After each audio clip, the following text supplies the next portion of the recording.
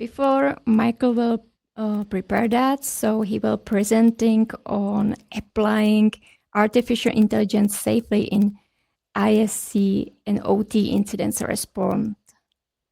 Okay, and I see you are ready, so it's yours. All right. Good morning, everyone. Hope all is well. Are you able to hear me? Am I audible? We hear you very well. Okay. Now, so first things first, before we begin, just a disclaimer. So everything that I'm going to be speaking here is based from an experience, from breaches, from real life experience, not from chat GPT, YouTube, or anything else. So whatever I'm going to be saying here is from experience, from the past. I would say since 2014, when I started on malware analysis, reverse engineering, and building the DFIR program from different organizations, small and startup organizations, enterprise who are building their cybersecurity capabilities. Another disclaimer is whatever I'm going to be saying here has nothing to do with my current organizations where I am working with. So, without further ado, okay. So, again, good morning, good afternoon, and good evening, wherever you are today. My name is Michael Rebultan. I am based from Toronto, Canada. So, let me begin with this slide deck here. AI, digital forensics and incident response in industrial control system / operational technology / supervisory control and data acquisition. SCADA is a practitioner-led framework.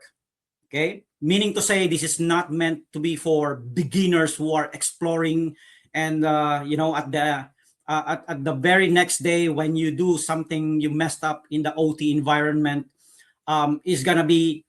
you're gonna be handling over your resignation letter because you have disrupted the operations, and you thought whatever you've acquired from your 1 week cybersecurity certifications from a very expensive institute is gonna be applicable. So okay, so it's not a 1:1 practice in the IT enterprise and in the industrial control system and operational technology. So applying AI to the digital forensics and incident response in the ICS OT environments without violating the safety, okay, compliance, operational trust, reliability, and productivity. So before I go to the next slide, again, you will see a lot of posts in Facebook and LinkedIn, especially, that's saying that the CIA triad is directly proportional to the IT, which is CIA and then IAC or AIC or something like that. I would like to correct, and those expert who has 20 years of a seasoned practitioner, we could have a debate on this. It is totally incorrect. CIA triad is applicable for the IT enterprise. Yes, because we are all dealing with data, digital data. However, in the OT environment, it's different. Remember these keywords: SRP, suggested retail price. That's for the commercial, but just for the mnemonic, SRP means safety first. Okay, safety first / availability. Okay, then R is reliability, and then P is productivity.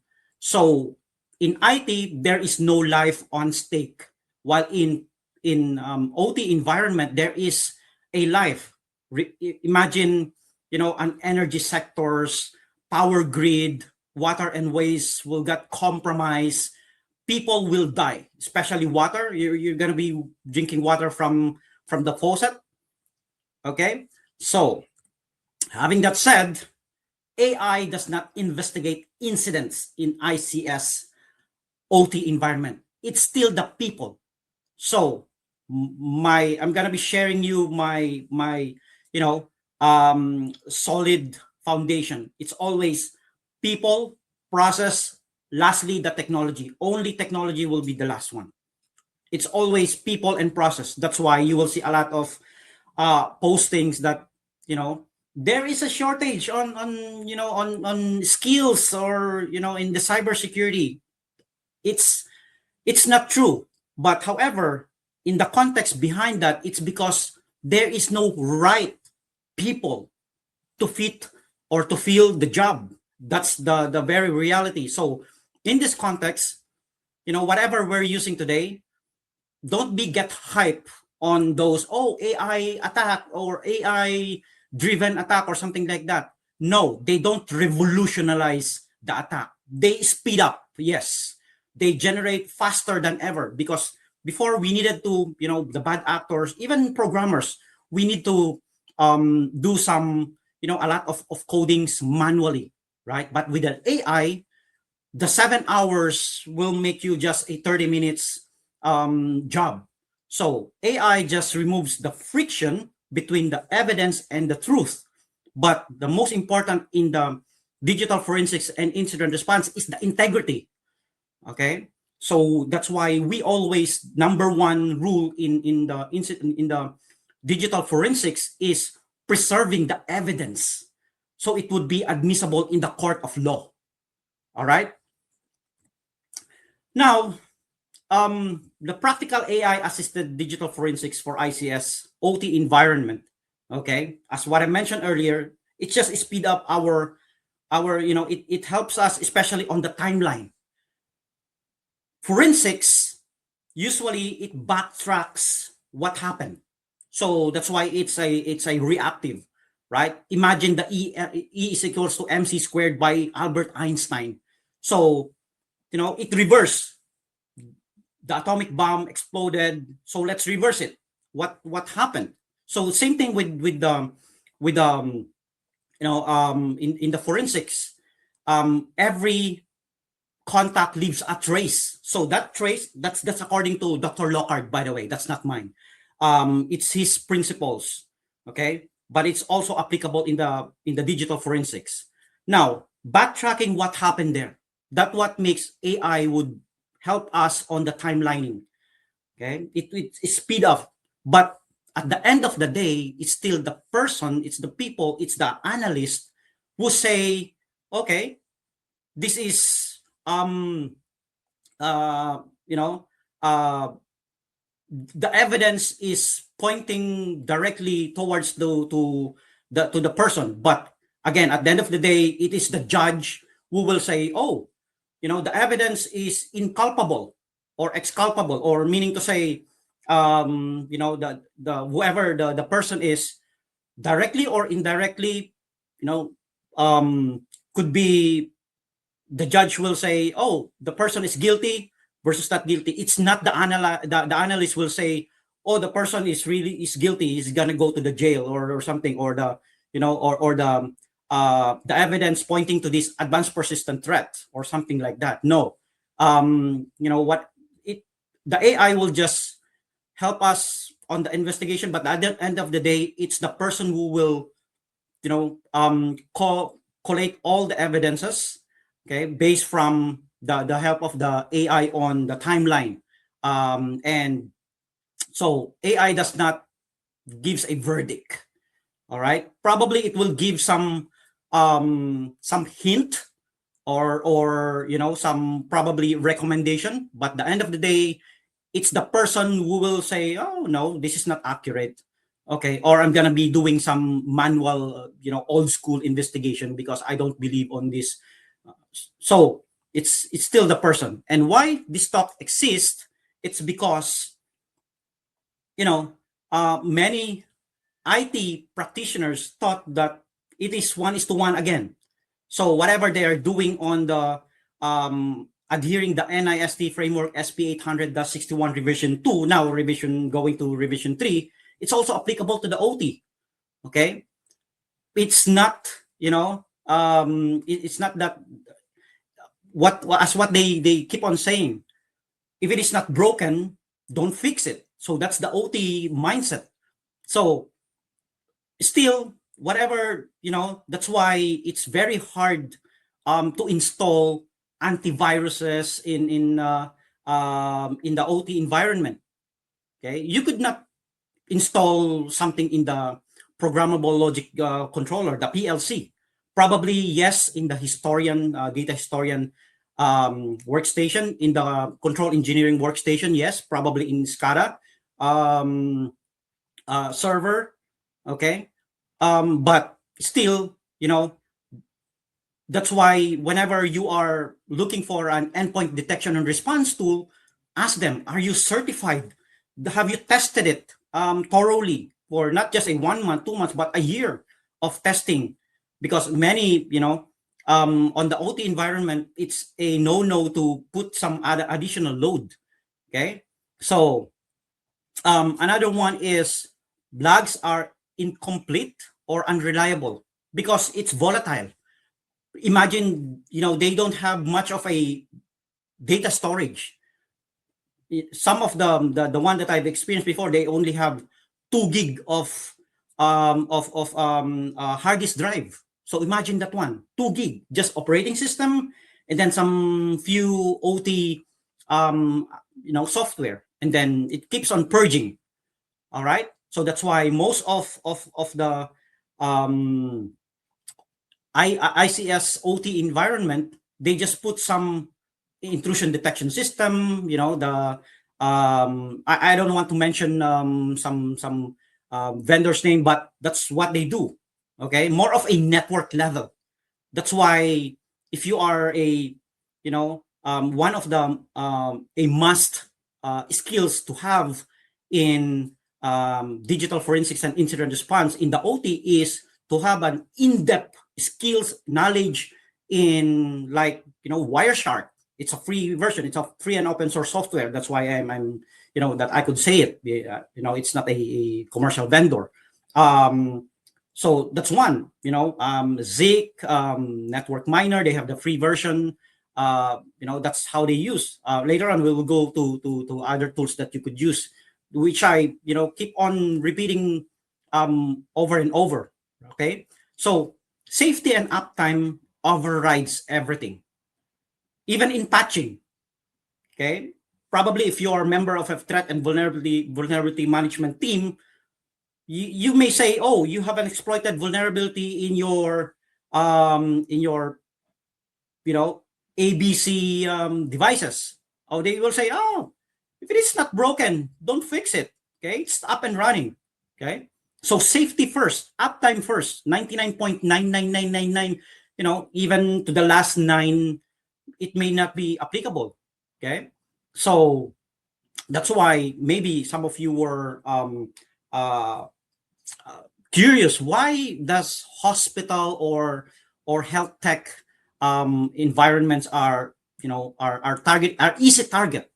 It's because whatever has been tested on the Windows 7, on the old operating system, their MRI, X-ray, whatever tools they're using in the hospital, has been tested on that operating system. If they patch it, Windows 8, 9, 10, 11, whatever it is, it will no longer work because it's not has been tested there. So hence, the bad actor knows what are the flaws on those old operating system.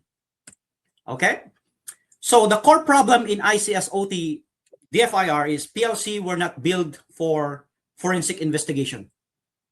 That's why it's more of a network, traffic.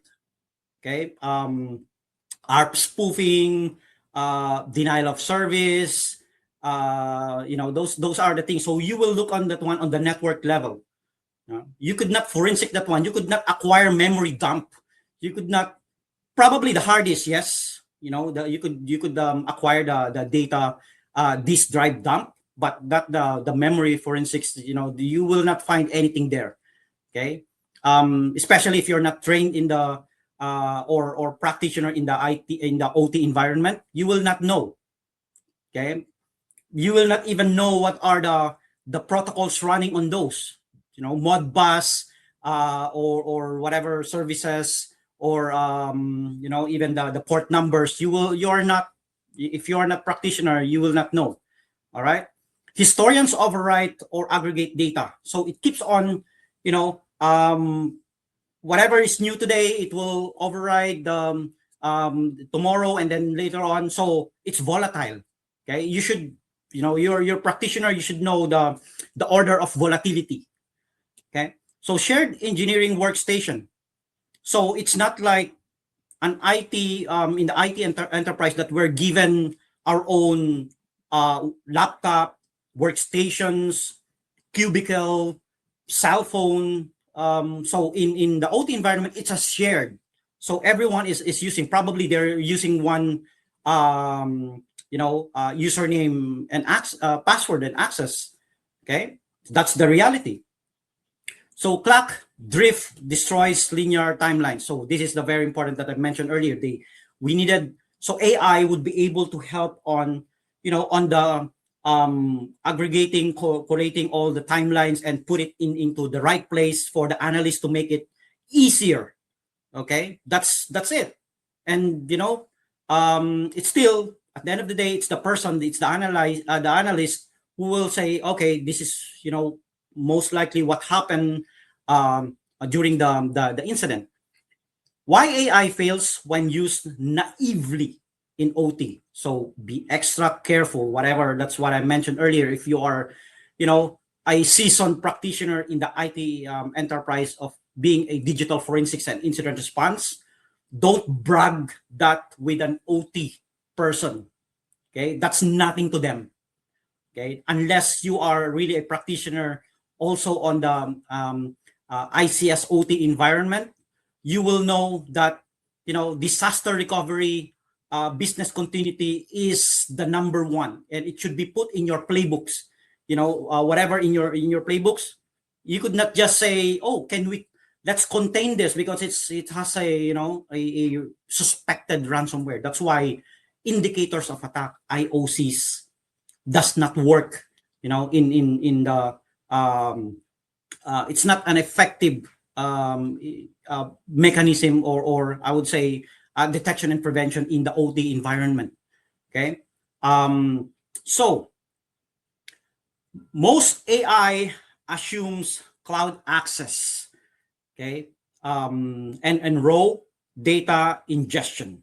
So autonomous decisions create safety and compliance risk. So whatever that compliance is that the organization is working on, then all right. So that could be ISO 27001 or 02. So yeah, be careful on on what you're doing on in the OT environment. Make sure that it has been reviewed by both parties, not just on your boss in the IT, but also the director in the OT environment. And so it's a mutual. All right. Next is, it's quite small. Black box conclusion destroy trust. Meaning to say, just like in pen testing, black box, you don't know anything at all. Okay. So it's a close collaboration, coordination, and cooperation with the OT people. Okay. OT requires explainability and human control. So that's why PLC is just 1 and 0, on and off. That's the only functions of the PLC.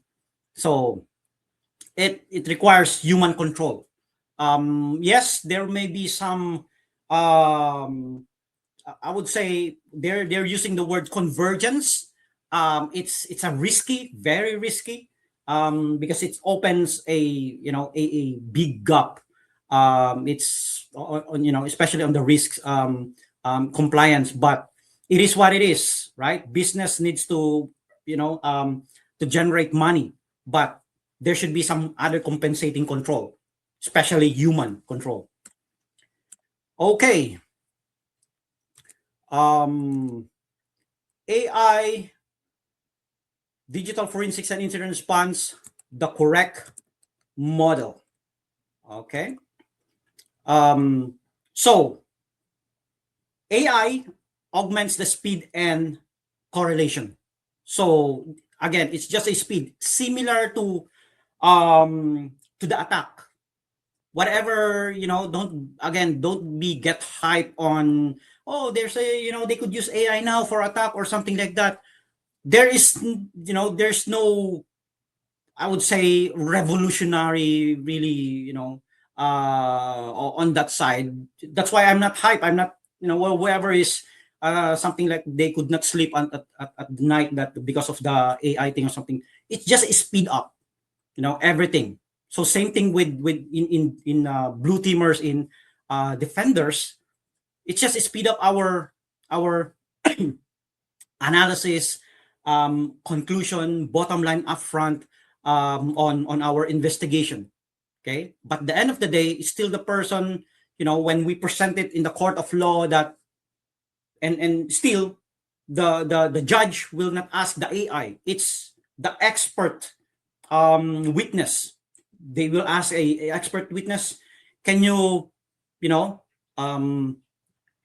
explain this to us? What happened? Right? It's not the AI. They will not call robot or, can you explain this? No.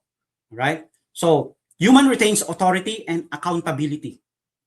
It's not the AI that, hey, boss, I messed up because the AI, give me this idea, give me this, something like that. So, I myself, I use a lot of AI, but at the end of the day, you should know what to tell, what to prompt the AI, the gen AI, right?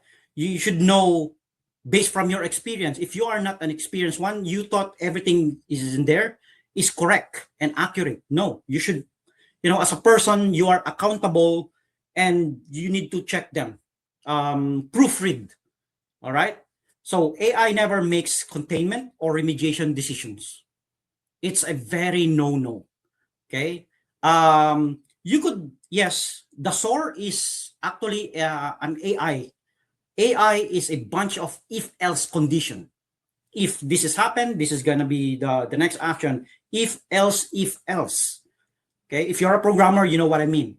So AI never makes containment that, especially in the OT environment. Oh, if you detect something like this, you contain the machine. No, safety, reliability, and productivity. Remember that, not CIA triad, please. All right. So, and then remediation decision, person. Okay, people, process. AI is just a technology that could help the person, the people, and in the process. So the remediation decision is still be on on human. Okay, and even though you are the owner of the company or the organization, you are not an expert. You're expert on financial, probably because you wanted to run your business smoothly and generate a lot of dollars. But at the end of the day, leave it to the expert in this field. Framework alignment. Okay, so what we use in the IT is the NIST framework SP 800-61 revision 2. That's what I mentioned earlier. Now, there is a framework that is meant to be for the ICS. Okay, the NIST framework SP 800-82. So, when you're doing your playbook, even your tabletop exercise, put them together. Okay, so at least it will be aligned in your goal. Okay, and then there's a NIST AI risk management framework. You should have an alignment to this one. So the ISO 27001 audit is just like a checklist, but the especially on the on the first three that I've mentioned, it's where the people and process,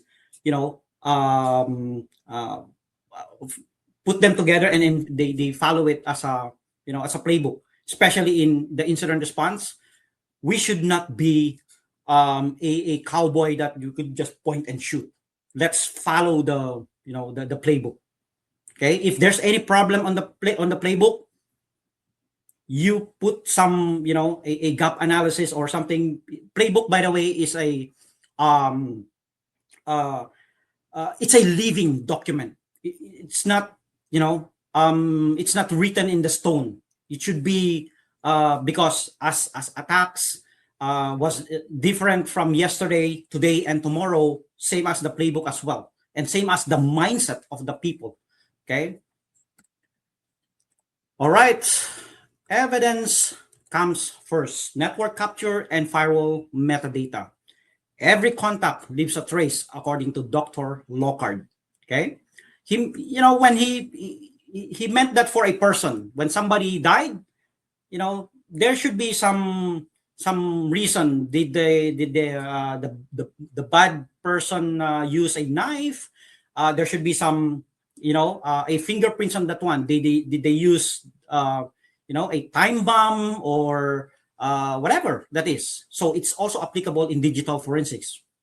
Every contact leaves a trace, so that could be, on the network level. So engineering workstation artifacts. Okay, so this one, you could probably do some memory dumps or something like that. But again, it's a shared environment, right? PLC diagnostics and event buffers. Okay, so it's just that whatever you could, most probably what you can do, that one is just take a picture of those written on the screen of the HMC, the human machine or HMI, sorry, human machine interface connected to the PLC. That's the only one that you could put in the evidence and probably analyze it. Okay, historians, alarm, and the SOE sequence of events, timelining again. Okay, so these are the things that you may wanted to prioritize when investigating an incident in the ICS OT. Practical tools, tools that you could use. There are so many tools, right? But over and over, same thing when you took your certifications, whatever that is. They, the trainer, the facilitator will introduce you a lot of tools, but at the end of the day, it's just 4 tools, 3 tools. Same thing with the pen testing. Over and over, you're gonna be using Nmap. Okay, you could use Nmap in the OT, but it's be careful on the intrusive of the parameters that you're gonna be using. It's not one size fits all. Again, if you are not trained, and you have not been tested it over and over, don't do it, please. Okay, because it's not the same as the what they keep on saying on the in the IT is CIA triad and the other one is AIC or something. No. Okay, so these are the tools that you may wanted to that you could explore. If you're using this in the IT environment, same thing. Okay, just be more in-depth, especially on the Wireshark. It's a very good tools. Okay.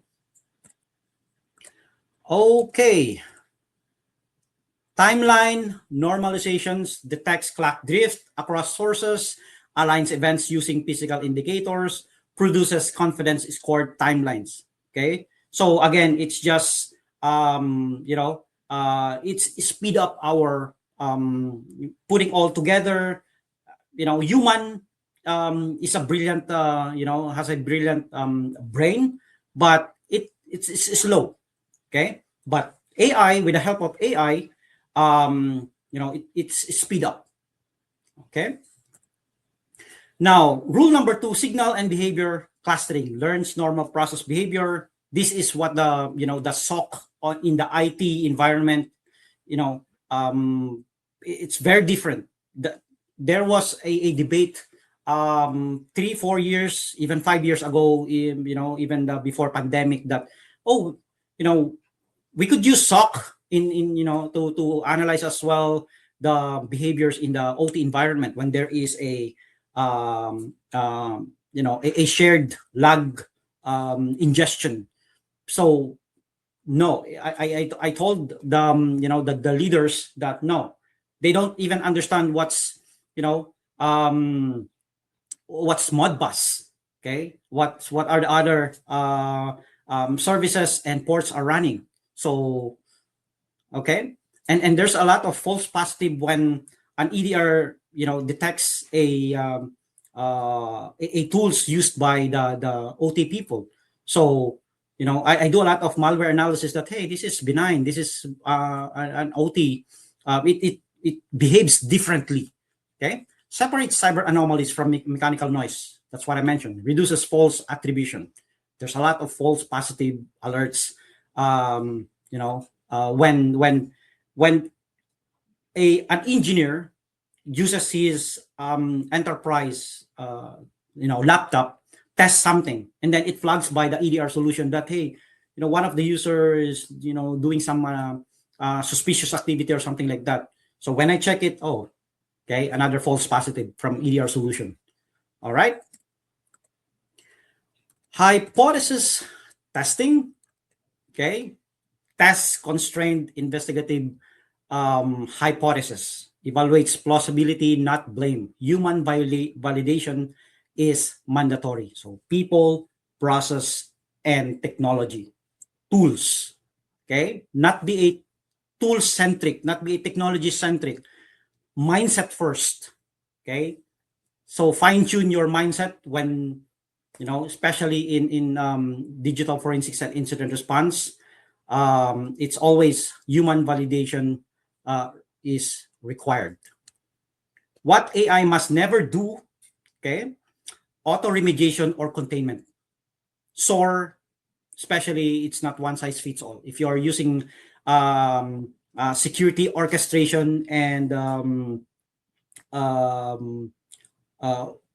automated response, leave the OT on the alone. Even the server itself, the critical server, you cannot just contain a web server.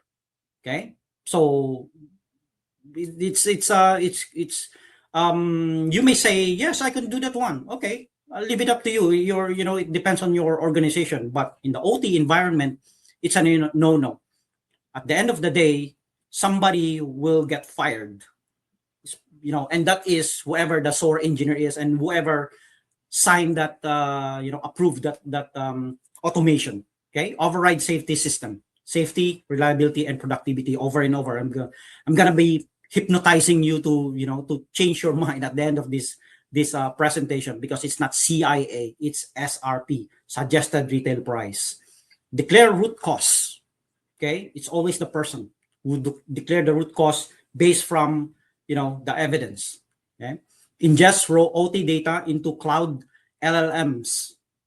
So this is what another convergence is.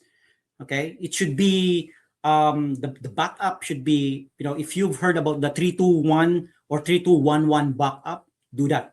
So that's where your raw OT data should go on the air gap.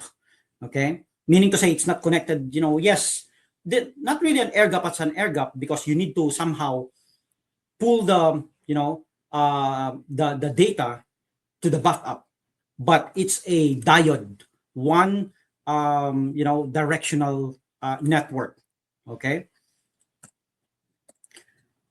All right. Compliance and privacy by design. On-prem or air-gap AI deployment, data minimizations and masking, explainable outputs, human in the loop, enforcement.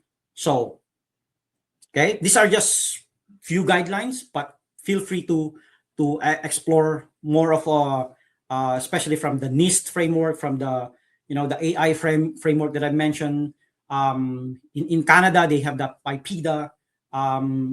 In Europe, they have the GDPR. In the US, they use the NIST framework as well. And in networking, Purdue is not yet dead. Use the IEC 62443 compliance as well when you're designing. Yes, you could also use the CIS benchmark. It has been there for a long time. So put them all together. Okay, and of course, sit down with the OT expert. You may be an expert in the OT in the IT enterprise, but not it's a different species. Real world use cases: PLC logic manipulation investigation. Okay, OT ransomware with process impact, insider misuse during maintenance, and regulatory and insurance reviews. So there are attacks, directly attacks in the OT environment, but very less. Most of the time, they attack the IT first, meaning phishing attack, social engineering attack. Okay, sending some malicious links over the calendar invite. Okay, and then of course, most of the email gateway security does not detect that one. They only detect email, but not the calendar invite. You may wanted to check that one as well. Okay, so most of the attacks are coming from the IT environment, and then they goes to the to the OT environment. It's very less. There are, but very less. Direct attack in the OT environment. Okay. What success looks like? Faster investigation. Okay, because it's speed up. That's the use case of an AI in digital forensics and incident response as a whole. Okay, stronger evidence timelines. Okay, at least when you have, let's say, for example, when you are doing your incident, your incident response and analysis for, let's say, 3 days. Okay, and then one day you already finish up because you've used augmented the AI. You still have another day to use your human brain, that the grand geometrician, the great architect of the universe given us, right? So use that one. Operational trust maintained. Okay, it's at the end of the day, it's not the AI is gonna be trusted, but as your reputation as a person. Audit ready documentation. Okay, that's will make your your life easier in putting up the documentations in a very in a good timeline of the events. Okay, and final message. Okay, before we end up this presentation, AI does not replace OT, digital forensics and incident response expert. Okay, that's not gonna happen. There's so many. I've tested that over and over. There are so many false positive and not right, not 100%. So that's not gonna happen. It compresses time and reveals hidden relationship. So correlation again, timeline, putting up all together. Just be careful. And I know some digital forensics know this, that we are using a same time zone, right? So if you are investigating, especially if it is a you are using a cloud-based investigative tools or something like that, different time zone affects the investigation. You know what I mean? Human remains accountable for decisions, not artificial intelligence. Okay, and lastly, I will leave up to you a question. If AI can accelerate every part of OT forensics except the one thing that matters most, human judgment, how do we decide which task we should never let machine touch? I will leave this question to you. Thank you, and hopefully you've acquired even just 1% knowledge based from this presentation that will add up in your daily routine. So thank you. Have a great day. Stay safe wherever you are, and continuously um, revolutionizing your skills and knowledge in the cybersecurity, especially in the ICS OT environment. Thank you, and once again, stay safe and Godspeed. So mote it be. Thank you, Michael, for your very impressive presentation. And actually, I have one question for you. Sure. Yeah. In general, what do you think is the biggest challenge in an AI? The biggest challenge? In AI? Yeah. Accuracy.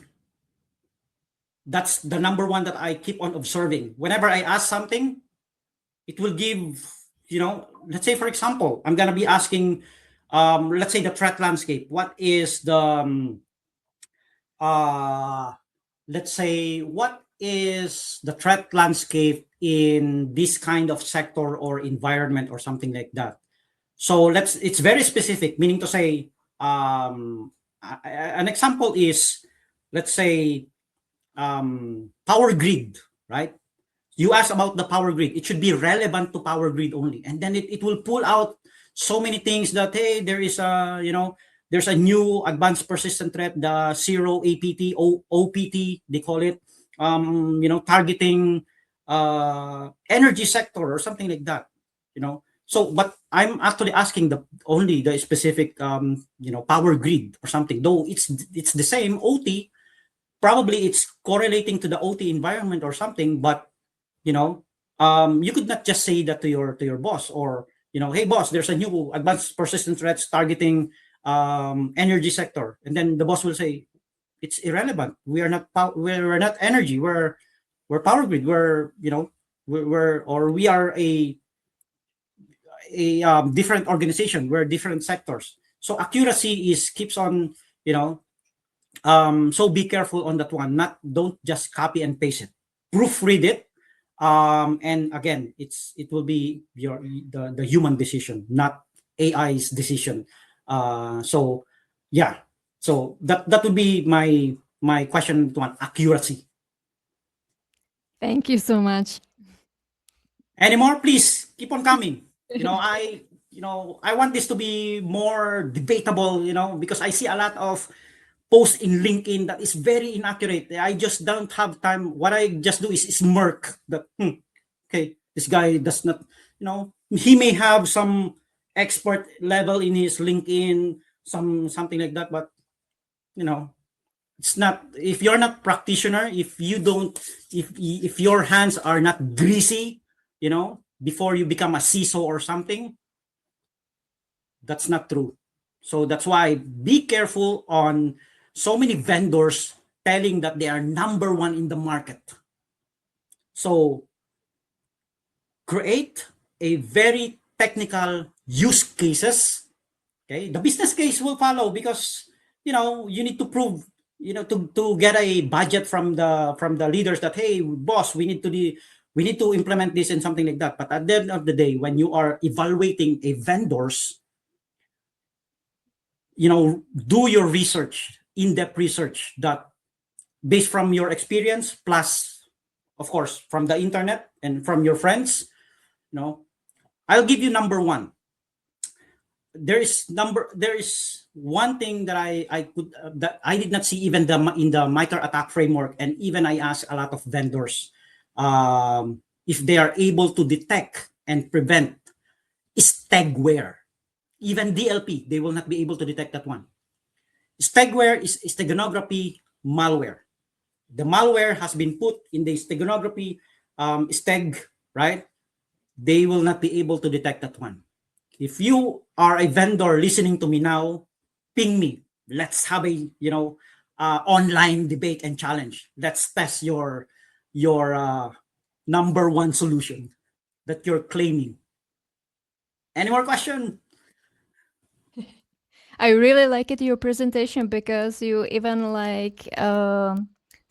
were talking about that the people are scared that the artificial intelligence will replace their works, which is kind of like for the random people when they are just hearing about the AI is the first thing which they are thinking, right? Yeah. So, and for the companies, especially in the Europe these days, is many topics about the AI Act because some countries already implemented, some countries still preparing on the nation area or in the nation level, but Mhm. still companies, it looks like for me that still companies that don't know what to do with that. They are just imagine that the AI is some tool and we are put into our computer and that's it, but it's not true.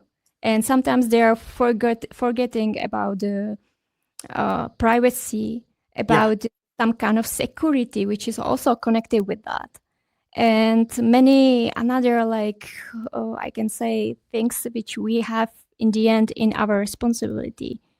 Yeah. So Yeah. very big topic, and in the same time if they are really not learning and educated by themselves as well and Correct. company as well, so I don't think so it will go right way. Yeah, so that's why it's always people and process, you know.